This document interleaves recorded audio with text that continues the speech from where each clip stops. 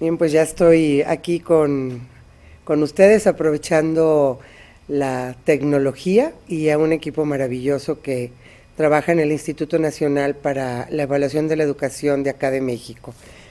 Seguramente les han dicho quién soy.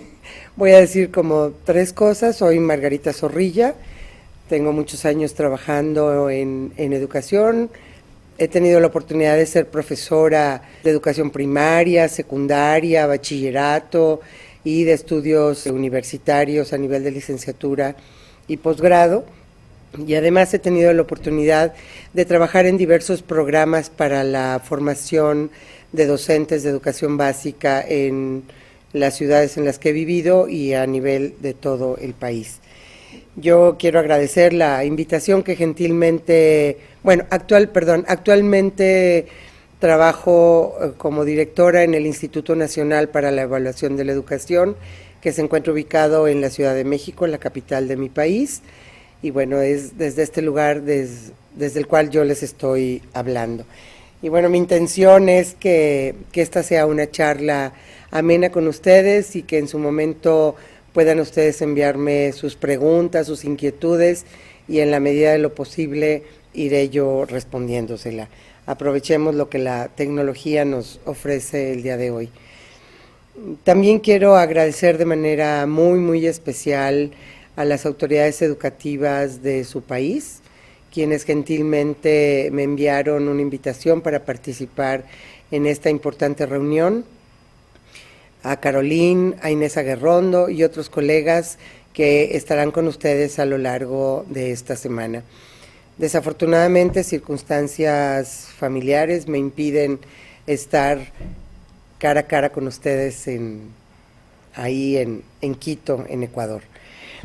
Pues bien, voy a platicarles un poco de lo que preparé para ustedes, de acuerdo con lo que yo entendí que me solicitaron los organizadores de este evento, y en el entendido que este evento está el marco más amplio de la reforma de la supervisión educativa en su país, que se está impulsando un nuevo modelo de supervisión y dado que esa es la temática, me invitaron a platicar con ustedes sobre un proceso de transformación de la supervisión escolar que tuvo su origen en México hace algunos, en un estado del país.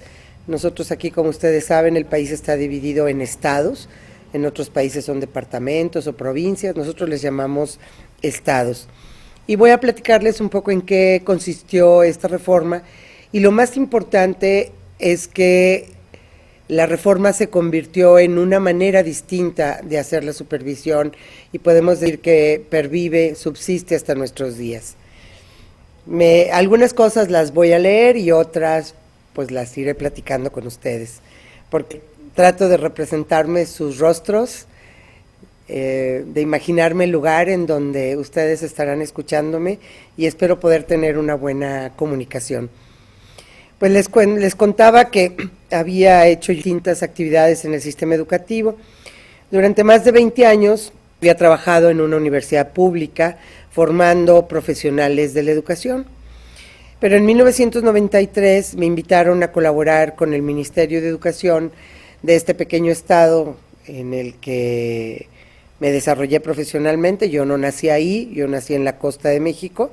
Este pequeño se llama Aguascalientes, porque sí, efectivamente, en algún momento de su historia corrían las aguas calientes, aguas termales, por distintas partes de la ciudad.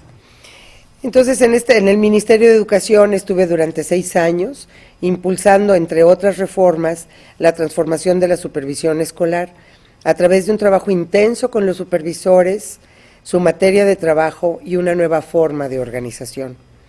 Y les cuento esta anécdota. Mi primer contacto con el sistema educativo de lo que es la educación básica en Aguascalientes fue con los supervisores escolares de educación preescolar, primaria y secundaria.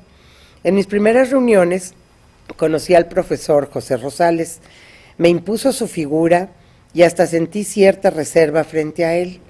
José tenía entonces casi 60 años y cerca de 40 años de servicio, como seguramente muchos de ustedes. Hablaba con mucha prudencia y con un dejo de escepticismo acerca de lo que era posible hacer en el sistema educativo y sus escuelas para mejorar su calidad.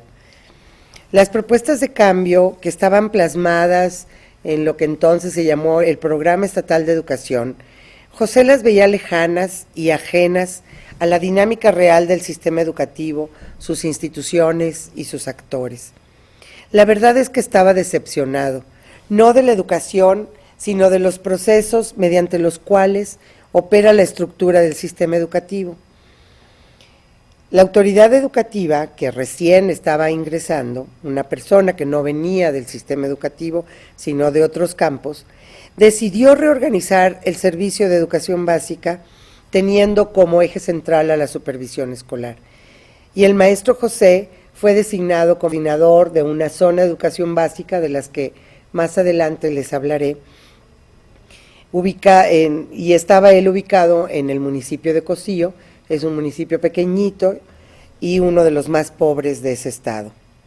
Poco a poco fui comprendiendo las reservas del profesor y, lo que es más importante, fui descubriendo a un auténtico maestro, de esos que se ven poco y se conocen menos.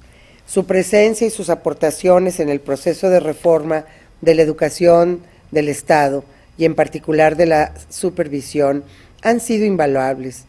Entonces, al inicio de los trabajos y continúan hasta el presente, porque José aún no se ha jubilado, pese a que ya le correspondería hacerlo. Y pienso yo, que lo conozco bien, que no lo va a hacer. Si me lo permiten, quiero contribuir con ustedes a la transformación del modelo de supervisión educativa en su hermoso país, el Ecuador, a través de una reflexión de los elementos que considero que son importantes de ser atendidos y cuyo fundamento está, por un lado, en la experiencia de reforma que viví intensamente hace algunos años, y por otro, en el conocimiento, producto del análisis y reflexión teóricas con base en dicha experiencia. Lo que es necesario aprender y comprender es más amplio de lo que en un primer momento yo pensé a la hora de estar impulsando esta reforma. Pues vamos a pasar ahora a conversar sobre si es posible y cómo es posible transformar la supervisión escolar, y para ello me voy a basar en esta experiencia de Aguascalientes. El documento que ustedes van a recibir le titulé de la siguiente manera: transformar la supervisión escolar. ¿Es solo una aspiración o puede ser una meta razonable y posible? ¿Ustedes qué piensan? Si estoy aquí sentada platicando de esto, creo que transformar la supervisión es una meta razonable y posible. Vamos a platicar en qué consistió esta experiencia o en qué ha consistido, porque, como les comento, hasta la fecha es esta nueva forma de trabajo está instalada en Aguascalientes. Y me voy a referir a los rasgos principales de esta política de reforma, cómo se diseñó en sus orígenes y cuáles fueron los primeros pasos que dimos durante los primeros 6 años. También me voy a permitir comentar algunas de las lecciones aprendidas, hacer explícitas esas lecciones, de tal manera que a ustedes les puedan ser útiles como referente, como una forma en la cual ustedes puedan mirar para que lo que ocurra en el Ecuador sea aún más exitoso. Primero, un poquito, yo creo que es importante hablar del contexto. Entonces, Aguascalientes es un pequeño estado de México, como les he comentado, que se ubica en el centro del país.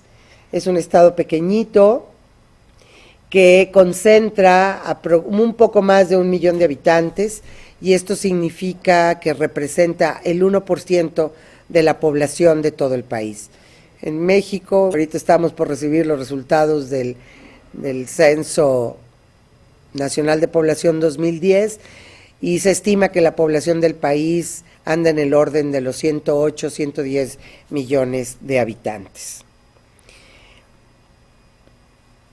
El inicio de esta política de reforma de la supervisión tuvo su origen en la década de los años 90 del siglo pasado y se llevó a cabo en un contexto de reforma mucho más amplio del sistema educativo mexicano. Esto es importante señalarlo y me parece que ustedes, por lo menos esas son las noticias que tengo, algo similar está ocurriendo en su país. Lo más conocido de esta reforma de los años 90 en México es la descentralización de los servicios educativos. México, heredera de una tradición centralista desde la época de la colonia, como seguramente su país u otros como Perú, donde la presencia del conquistador español fue tan fuerte y del colonizador. Entonces México ha sido un país muy centralizado.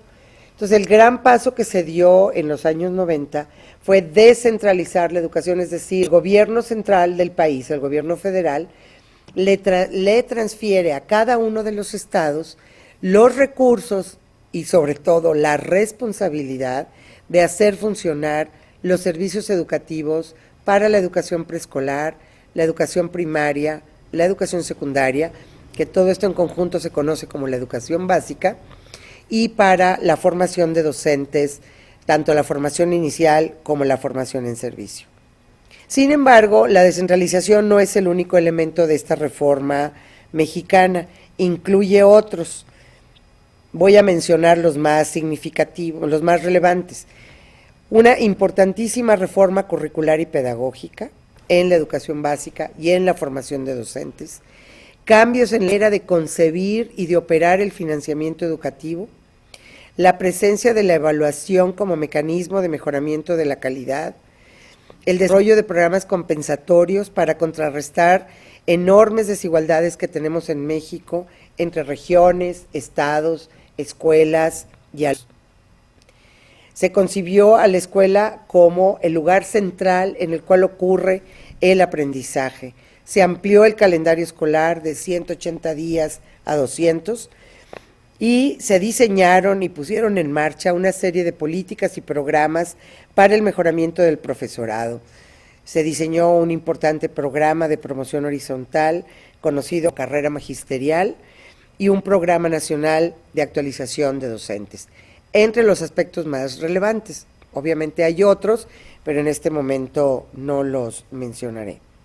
Para el caso de Aguascalientes, los planteamientos de política educativa en realidad solo pueden ser comprendidos y valorados a partir de dos cuestiones.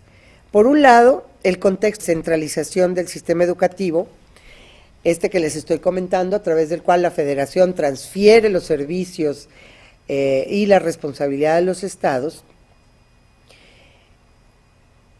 Y entonces esta decisión del gobierno central sí significó un impulso importante para hacer lo propio en los estados,